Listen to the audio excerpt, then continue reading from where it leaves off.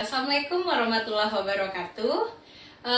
Bertemu lagi dengan saya Resti Almasari dalam acara podcast Departemen Pendidikan Guru Pendidikan Anak Usia Dini Fakultas Ilmu Pendidikan Universitas Negeri Padang. Siang ini kita akan melakukan podcast dengan bintang tamu yang luar biasa sekali, yakninya salah satu mahasiswa berprestasi di Departemen Pendidikan Guru Pendidikan Anak Usia Dini, yakninya mahasiswa yang menjalani program International Student Exchange. Boleh diperkenalkan dirinya, silakan. Assalamualaikum warahmatullahi wabarakatuh. Terima kasih Bu. Perkenalkan, nama saya Niksi Sukma Azura. Saya merupakan mahasiswi Departemen Pendidikan Guru Pendidikan Anak Usia Dini. Tahun masuk 2020 dan sekarang sedang menempuh semester 5.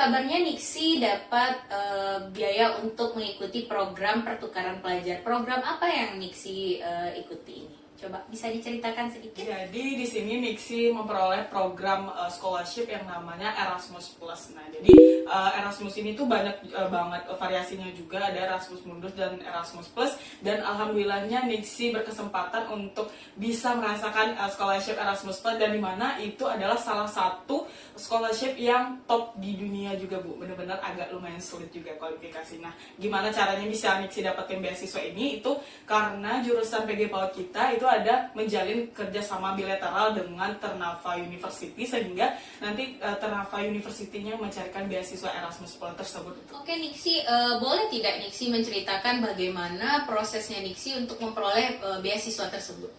Oke Bu, terima kasih. Nah, sebenarnya Niksi di sini pasti tujuannya untuk bisa memotivasi teman-teman juga. Jadi gimana caranya Niksi bisa dapat beasiswa ini? Itu pertama, Niksi ada kegagalan Ibu, ada 2 program yang waktu itu Niksi pengen daftar. Yang pertama itu di Yonsei University di Korea, tapi ada beberapa kualifikasi yang ternyata Niksi belum bisa waktu itu.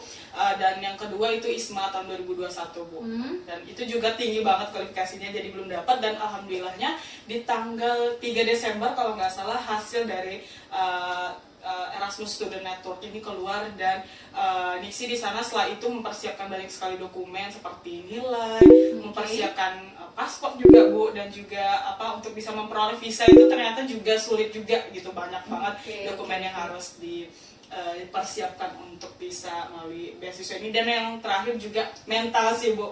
Kenapa? Mentalnya mesti gimana? Karena benar-benar dari awal tuh Niksi nyiapin semuanya sendiri kan, jadi benar-benar kayak dari ngurus paspor sendiri, nggak ada yang temenin gitu. Terus kayak budgetingnya juga Bu, karena beasiswanya pas udah di sana didapetin, jadi kayak benar-benar tiket pesawat, terus sebelum pembuatan visanya juga harus ke Jakarta dulu, habis itu balik lagi ke Padang, terus baru pergi. Jadi benar-benar budgetnya lumayan cukup menguras kantong gitu. Jadi kita juga mesti ada persiapan buat dananya ya Niksi, karena nggak langsung ada dana tersedia untuk kita ngurus itu semua. Oke, terima kasih.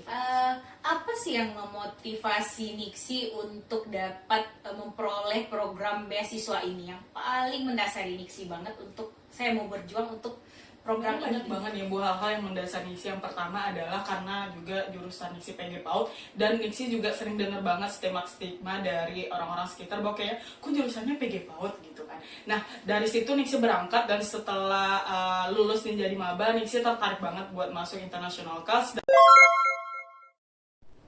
Oke, nah buat teman-teman semua yang belum tahu, di Departemen Pendidikan Guru Pendidikan Anak Usia Dini ini, Niksi ini menjadi dari yang jawaban beliau ya, ada kelas internasional di departemen ini. Jadi untuk teman-teman yang berminat untuk mengembangkan bakatnya tentang ingin mengetahui perkembangan anak usia dini, meningkatkan skill dalam berbahasa Inggris, di kelas Departemen Pendidikan Anak Usia Dini ini bisa banget. Oke? Diterima, dan itu menjadi sebuah kayak Bu, kayak keharusan bagi Niksi, bahwasanya kalau Niksi mahasiswi internasional kelas, Niksi harus bisa punya validasi nih, apa nih goals yang paling tertinggi dari mahasiswa internasional. Jadi selain itu motivasi Niksi juga pengen nih guru PAUD itu nggak sekedar guru PAUD biasa gitu, mereka bisa berkiprah di kancah nasional maupun internasional dengan kompetensi dan kualitas yang mumpuni juga.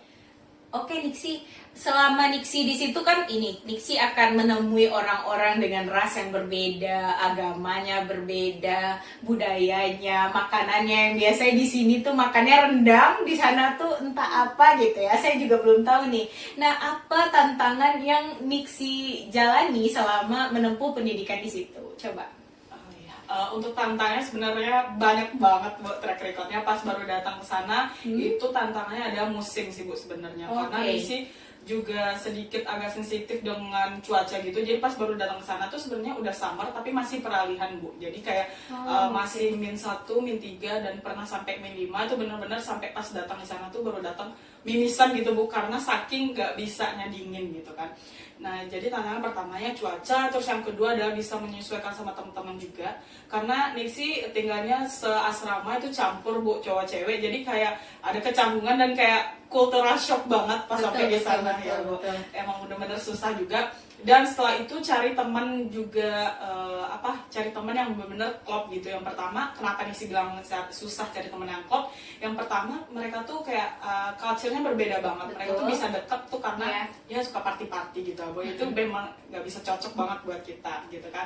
Terus abis itu mungkin pemikirannya yang mereka udah benar-benar liberal banget gitu. Dan banyak sih Niksi juga dengar teman-teman bilang kayak Niksi tuh terlalu religius gitu. Padahal sebenarnya bagus ya Bu. Betul. Alhamdulillah banget gitu. Emang benar-benar bisa mencerminkan sebagai muslimah yang baik juga di sana. Terus selanjutnya makanan juga Bu, itu benar-benar Nisi shock banget.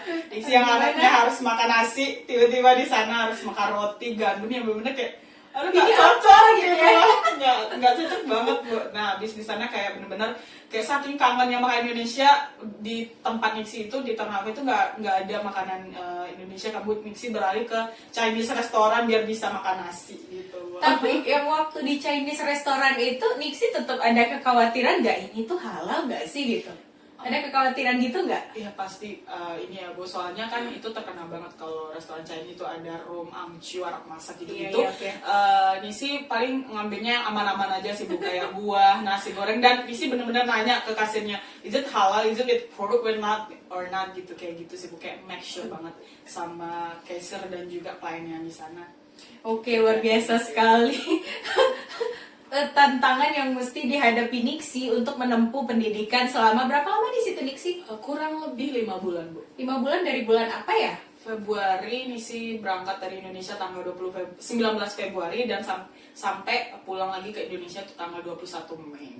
Masya Allah, dari bulan Februari sampai Mei. Sampai ini nggak homesick nggak sih di situ? Benar yang homesick banget itu pas Lebaran sih Bu. Tapi karena kebetulan KBR Indonesia di sana benar-benar solid, jadi Nisi ngerasa kayak alhamdulillah banget. Nisi skip 1 kelas buat bisa hadirin Lebaran di kedutaan besar di sana, dan alhamdulillah diberikan sambutan dan juga kayak dikasih kesempatan buat bisa memperkenalkan diri di semua Bapak Ibu Dubes dan juga warga Indonesia yang ada di Slovakia. Apa perbedaan terbesar yang Niksi rasakan setelah mengikuti program student exchange? Benar-benar banyak banget Ibu perbedaan Nisi dapatkan setelah merasakan exchange. Yang pertama, dan sebenarnya dari SD juga udah bisa bahasa Inggris yang general gitu Bu. Cuma setelah balik ini benar-benar accent Niksi, vocabulary, terus pronounce-nya benar-benar menurut Niksi udah matang lah dari sebelumnya gitu Bu. Dan setelah itu juga Niksi lebih percaya diri karena kayak apa ya Bu, kayak udah ada validasinya nih, kayak setelah pulang ini kayak tervalidasi bahwasanya ketika Niksi menggunakan bahasa Inggris itu it's okay aja gitu, karena teman-teman udah tahu oh ya Niksi habis pulang exchange is not kadang-kadang orang-orang tuh mikirnya Niksi terlalu overconfidence Bu pakai bahasa Inggris, karena waktu dulu kan kayak kenapa sih pakai bahasa Inggris, so Inggris banget gitu kan ya gitu Bu, mikirnya, so Inggris banget nih gitu. Tapi setelah pulang ini teman-teman akhirnya bisa, dan orang-orang sekitar pun juga percaya adanya sebuah apa ya Bu, validasi juga dari orang sekitar bahwasannya ternyata bahasa Inggris ini benar-benar pemudaan. Masya Allah, luar biasa banget perjalanannya Niksi ke Slovakia, ke Universitas Trnava ya Niksi ya. Teman-teman kalau ingin tahu lebih jauh tentang perjalanan seru dan menyenangkannya Niksi ini juga bisa berkunjung ke Instagramnya Niksi.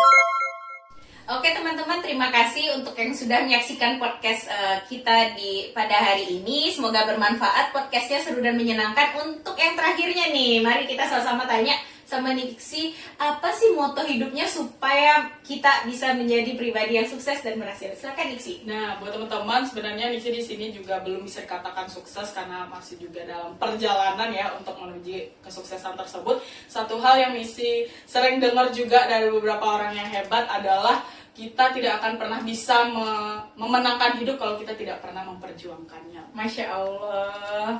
Terima kasih Nixie, semoga sharingnya bermanfaat. Assalamualaikum warahmatullahi wabarakatuh.